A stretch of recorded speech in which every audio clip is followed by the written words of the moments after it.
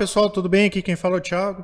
Estou mais uma vez aqui com o Daniel hoje para falar a respeito aí de fundos de investimento.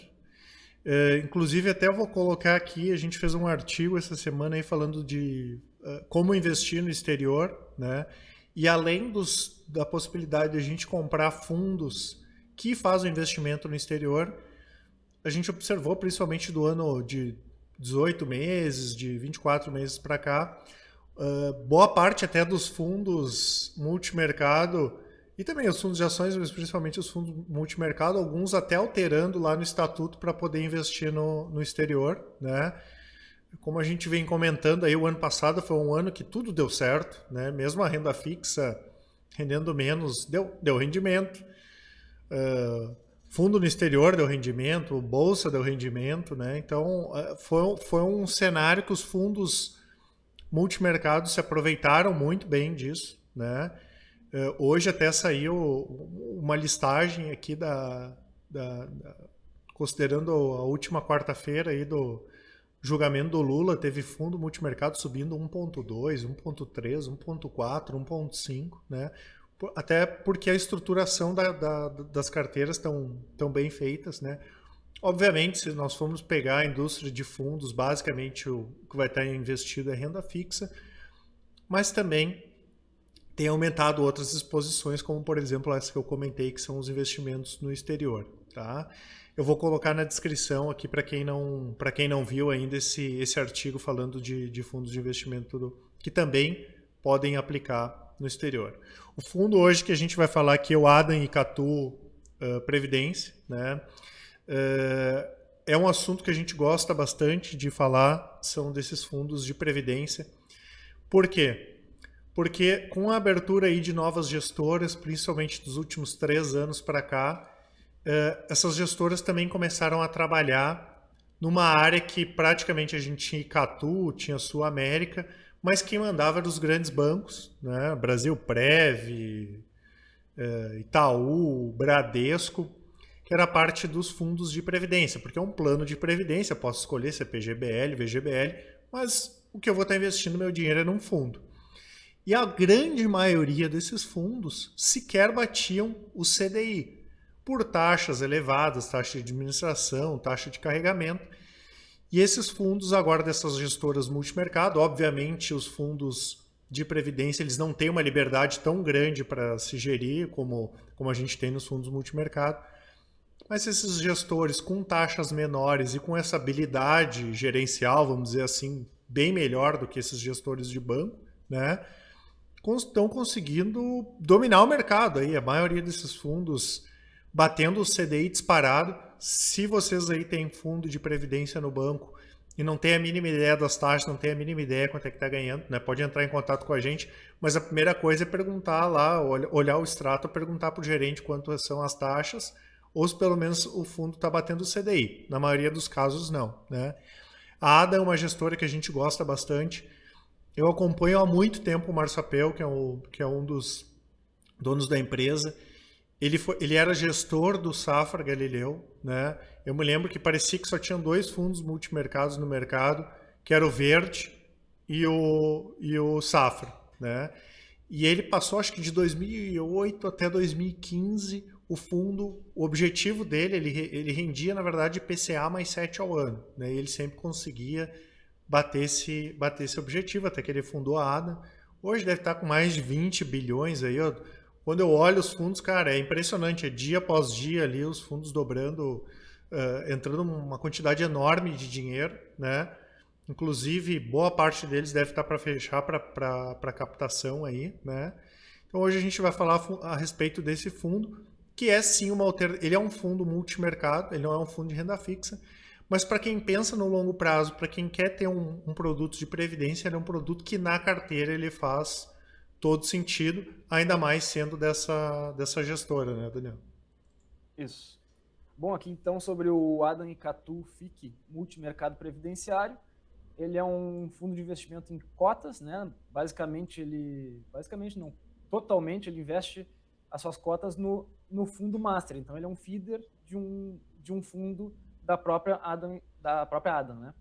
Então ele é um produto aí destinado a investidores em geral, mas isso através dos planos da seguradora, né? Teria que então investir através dos planos, como o Thiago falou aí, de PGBL e VGBL. Então, nesse caso, como o PGBL, no caso, tem aí ganhos fiscais, no caso, né? Nós podemos aí, através do PGBL, realizar uma dedução de até 12% do imposto de renda, né? Acaba postergando o pagamento de imposto de renda.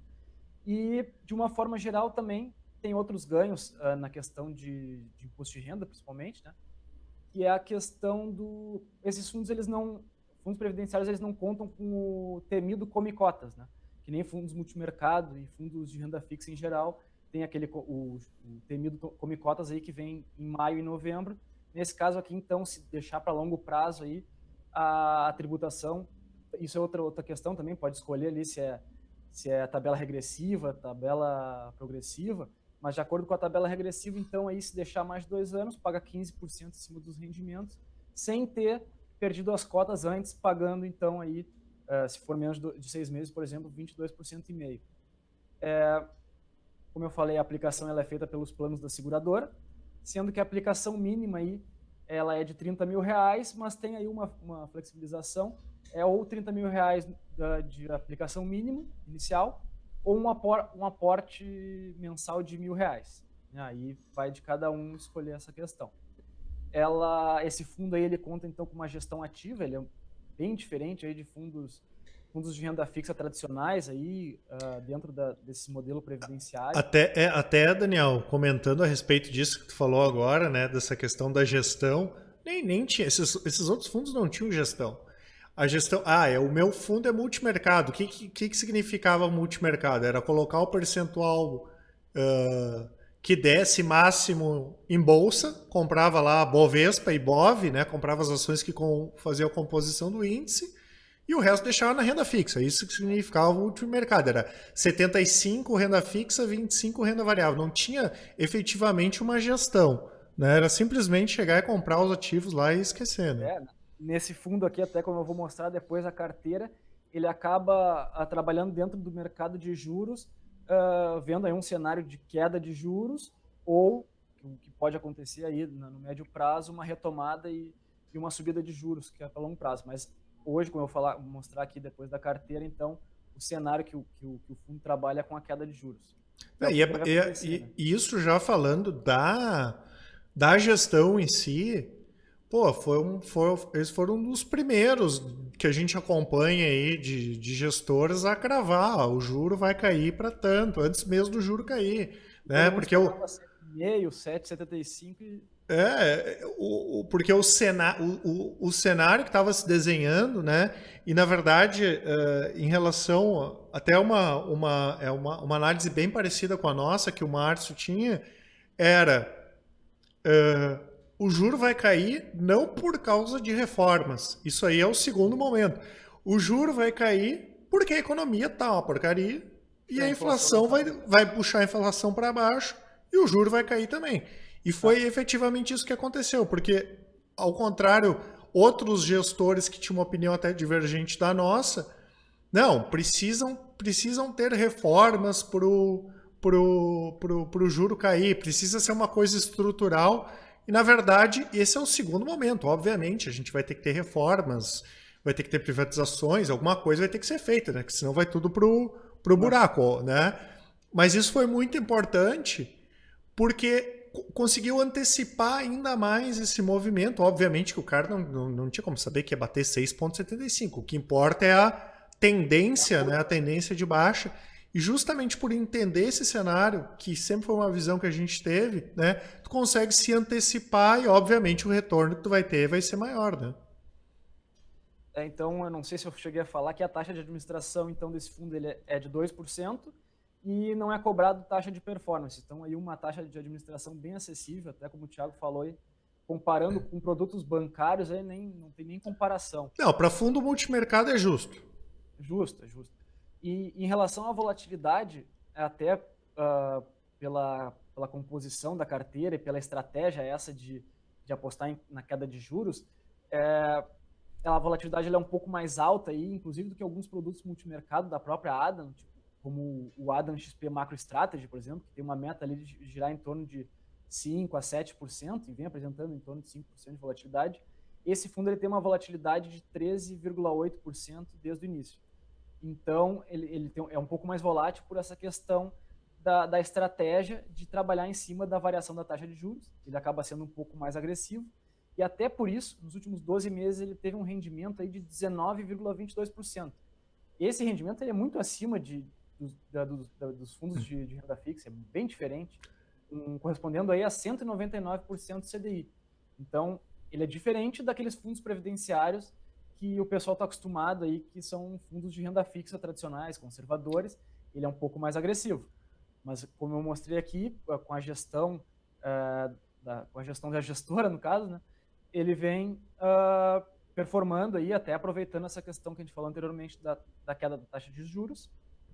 E ele teve aí uma queda, para mostrar um exemplo dessa questão da volatilidade. Em maio, ele teve uma queda de 7%. Né? Então, a partir desses momentos de estresse, que foi aqui no caso a delação do Joesley, né, que teve um gravação de variação de juros, né? O fundo ele mudou um pouco a sua estratégia, ele vinha forte com pré-fixados e ele mudou e equilibrou pré-fixados com pós-fixados em LFT, que são bem menos voláteis, né, do que no caso as NTNFs, que é o que tem hoje dentro da carteira. Então, até como a gente vem falando dentro de nossas recomendações, a gente não vem recomendando pré-fixados e indexados à inflação, que tem uma parcela pré-fixada, porque esses títulos eles podem apresentar uma variação de acordo com a curva de juros. Mas nesse caso, fundos multimercado, quando acontece um cenário adverso desse tipo, a gestora ela tem tempo de se refazer, de mudar sua estratégia, principalmente fundos multimercados, que podem caminhar nas diferentes teses de investimento, e acaba se recuperando nos meses seguintes, aí, seguindo aí 2% em junho, 4,2% em julho, então ela acaba compensando depois, ela acaba mudando sua estratégia e acaba compensando. Ela acaba apresentando uma volatilidade por causa disso, por causa dessa estratégia, mas com uma gestão eficiente ela acaba retomando e recompondo o seu rendimento. E até em questão porque às vezes o pessoal pergunta, né? Porque ele é um fundo que ele não tem muito histórico, ele foi aqui quando é que de novembro de 2016, né?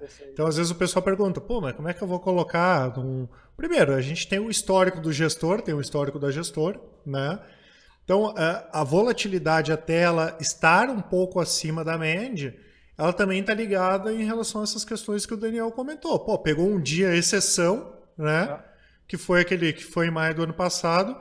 E ele também é um fundo que ele é novo, né? Então ele teve um evento que é raro de acontecer, mas acontece durante um curto período de vida, vamos dizer assim, do fundo. Então, logicamente, a volatilidade dele aumenta bastante.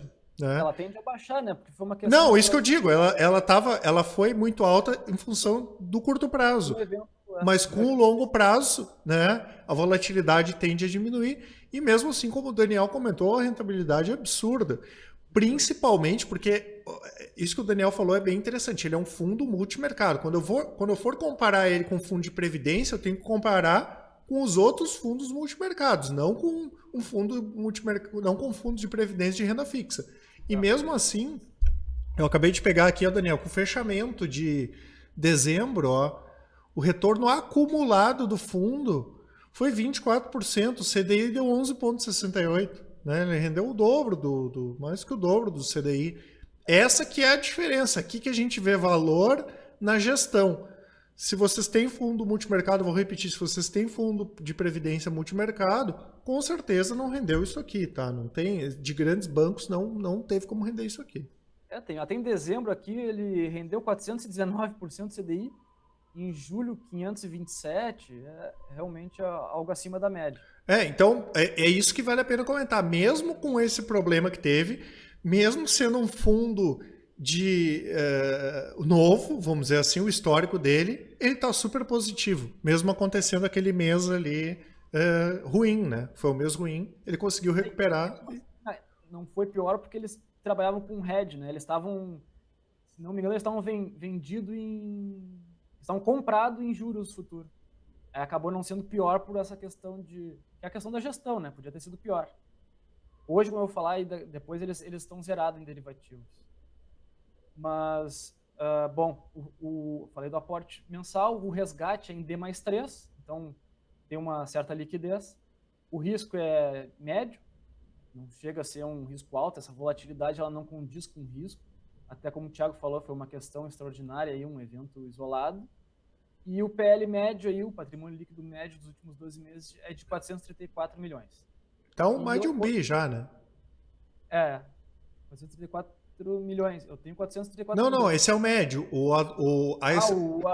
A estratégia dele tá mais de 1 bilhão já. Está acima de 900 milhões, é verdade. Então, o fundo aí, ele tem a permissão de realizar investimentos no exterior, né? Em relação aqui ao regulamento, e ele pode operar no mercado de derivativos com um limite máximo de 10% em exposição cambial. Inclusive, o fundo já teve posição vendida em dólar há um tempo atrás, no meio do ano passado, aí junho, julho, e teve também posição comprada em DIs, teve inclusive exposição no índice S&P através de ETFs. Mas hoje, a composição do fundo aí, ela gira em torno de 70% em títulos públicos federais, dos quais 38% da composição total, né, não somente dentro desses 71%, 38% está focada em NTNFs, as notas do Tesouro Nacional, com juros semestrais pré-fixados. Então, aqui vem o principal foco dessa carteira, que é apostando na queda dos juros. Só que, equilibrando isso, o fundo ele tem 33% em títulos pós-fixados a Selic. Então, nesse caso aí, acaba equilibrando e para dar um rendimento e ter uma certa liquidez aí para poder girar o dinheiro com esses 33% em LFT. Tem 18% em operações compromissadas com pré-fixados, só que nesse caso é diferente das NTNFs, que aqui é basicamente um empréstimo de curto prazo para o governo. Na verdade, é um contrato fechado em que o fundo dá dinheiro e pouco tempo depois recebe com um rendimento pré-estabelecido, então aqui não tem o mesmo risco que teria nas NTNFs. Né? Isso é até legal tu comentar, Daniel, porque muitas pessoas perguntam, né? Pô, mas como é que lá vocês falam que vocês não recomendam pré-fixado e dentro da carteira tem isso? Também a gente tem que olhar o vencimento do título, né? Se for uma operação compromissada, tem que olhar o vencimento se for menor, que é o que esses fundos vão fazer, eles vão comprar. Claro, tem alguns que tem mais, né? O que a gente hoje tem uma exposição baixa é diretamente nesses títulos. É eu pegar agora, eu lá, Thiago, e comprar 50% da minha carteira em PCA para 2035. Né? Não, a não ser que eu queira me proteger da inflação, daí é outra história. Mas a gente fala em termos de valorização da carteira, seria o momento de aguardar. Mas esses fundos, eles têm sim uma exposição. Né? Como a gente já tem uma exposição indireta através dos fundos, a recomendação direta ela é baixa hoje, né? A gente também não recomenda, além dos títulos, também fundos focados nesse, de acordo com o momento não é para isso. Então a gente tem uma exposição baixa. A gente, na verdade, recomenda sem exposição. Até porque a intenção não é acertar o fundo, né? Porque para começar a ter taxa melhor, a taxa de juro, eu digo a taxa melhor, pagar IPCA mais 6, mais 6,5, vamos dizer assim, a taxa de juro, o futuro, pelo menos, tem que dar uma erguida, né? E com os acontecimentos aí dos últimos dias, né, isso acaba se postergando. Daqui a pouco vem uma reforma da Previdência que ninguém espera e acaba se postergando ainda mais. Então, para essas aí, dá para dar uma guardada ainda, né? Até o IPCA 15 veio abaixo, depois do IPCA oficial vinha acima um pouco em dezembro, agora o 15 veio abaixo do esperado. Então... Eu acho que teve um mês... Eu não me lembro qual foi. Eu vou chutar aqui, cara. Se não me falha a memória, acho que foi em 2013. Mas desde 95, esse foi a menor inflação. Acho que teve um mês em 1 janeiro de 2013. Acho que desde 95 foi a inflação mais baixa de todas, né? Então continua para baixo, né? A inflação, né? E no mundo todo aí sem crise até agora nada, né? Hoje a economia americana subiu um pouco menos que o esperado. Isso acaba ajudando essa questão do juro, né? O fundo também, além do que eu falei já em relação a pré-fixados, pós-fixados em Selic e os 18% em operações compromissadas, o fundo tem uma exposição em ações que é basicamente tudo em Itaú Unibanco, que vem performando aí de forma absurda nos últimos pregões, vem subindo, já, se não me engano, passou de R$ 50 aí o valor do YouTube 4, eu vi hoje e acabei me esquecendo. Na última semana ele subiu muito também, então o fundo esse fundo que a gente está comentando, ele também ganhou na questão de ganho de capital com ações. Então aqui também mais uma questão de que é um fundo um pouco mais, ele não chega a ser um fundo agressivo, ele é mais voltado aí para investidores moderados, ou até daria até para colocar um percentual desse fundo até em carteiras conservadoras. Voltando a mencionar a questão da volatilidade ali, é uma volatilidade excepcional, tende a diminuir. E ele tem também um pouco aqui de exposição em letras financeiras do Bradesco, que vale mencionar aqui, e ele, a partir de alguns meses atrás, ele zerou sua exposição em derivativos, tinha posição comprada em DI, posição vendida em dólar, tem permissão para fazer isso, como forma de proteção da carteira, como forma de hedge, né, operação de hedge. Então, no mais sobre esse fundo é isso, e acho que eu finalizei aqui. Beleza. Bom, pessoal, esse foi o Adam e Catu, né? Previdência, como eu comentei, né? O Daniel falou aí a respeito. A gente é uma das gestoras aí que a gente tem bastante carinho, vamos dizer assim, né? A gente conhece bastante a estratégia do fundo, né? É muito recomendável mesmo, tá? Se vocês tiverem alguma dúvida em relação a essa questão da estratégia, em relação à questão do fundo, né? Pode deixar nos comentários, pode entrar em contato com a gente, né? Mas é um fundo que lá na composição de carteira do cliente é um fundo que ele faz todo sentido. Obviamente ele não vai ter só esse fundo na carteira, mas ele é um fundo que faz todo sentido. E com o cenário atual, né, com o cenário que a gente tem hoje desenhado, é um fundo que a tendência dele é continuar performando bem aí durante o ano de 2018, tá certo?